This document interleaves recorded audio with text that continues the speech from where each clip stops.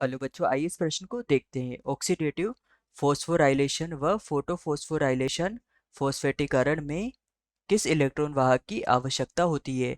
ए cytochrome, B O2, सी CO2, D H2O। तो यहाँ पर हमें बताना है कि जो ऑक्सीडेटिव फास्फोराइलेशन होता है वह फोटोफोस्फोराइलेशन फॉस्फेटीकरण होता है, इसमें हमें किस इलेक्ट्रॉन वाहक की आवश्यकता पड़ती है?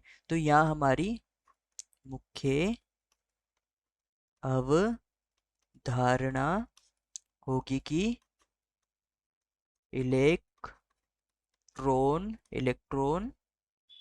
वाहक वाहक क्या होते हैं? तो जो इलेक्ट्रॉन वाहक होते हैं, इन इलेक्ट्रॉन वाहक का कार्य होता है कि यह जो इलेक्ट्रॉन होते हैं, इन इलेक्ट्रॉनों को वहन करने का वहन करने का अर्थात इनको स्थानांतरित करने का करने का यह कार्य करते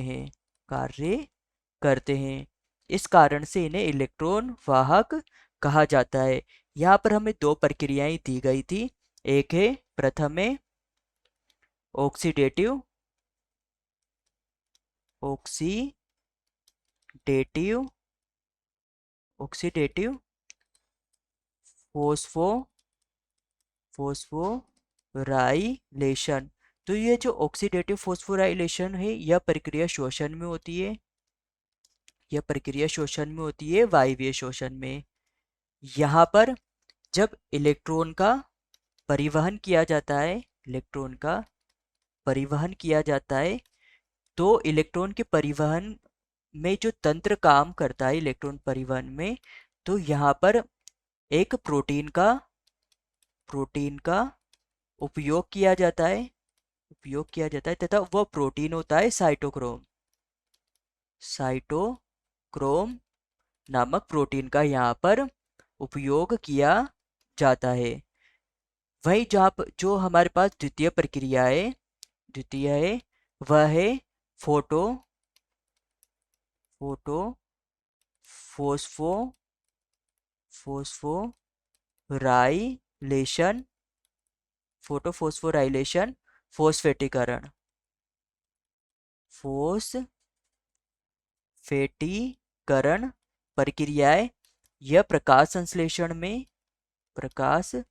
संश्लेषण के दौरान होने वाली प्रक्रिया है। प्रकाश संश्लेषण में दो प्रक्रियाएं होती है। प्रथम प्रकाशिक अभिक्रिया प्रकाशिक व दूसरी होती है अप्रकाशिक अभिक्रिया अप्रकाशिक अभिक्रिया।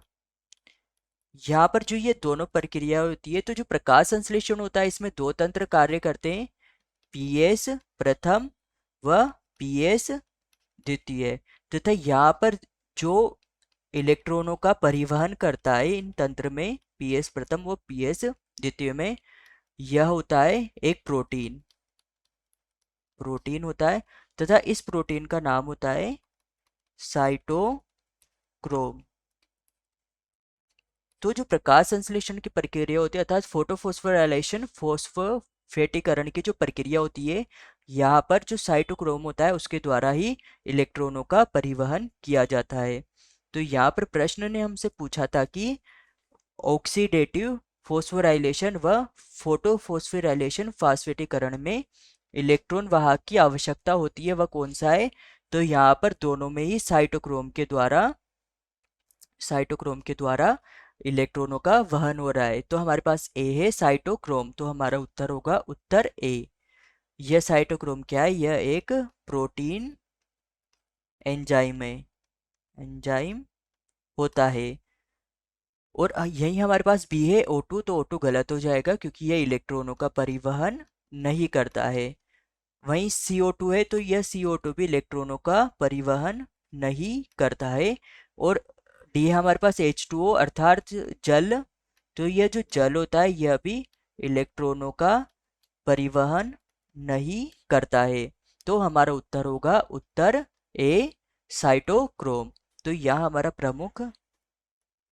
प्रमुख सिद्धांत होगा कि इलेक्ट्रॉन इलेक्ट्रॉन परिवहन तंत्र द्वारा अत्यधिक अत्यधिक मात्रा में एटीपी का निर्माण निर्माण किया जाता है।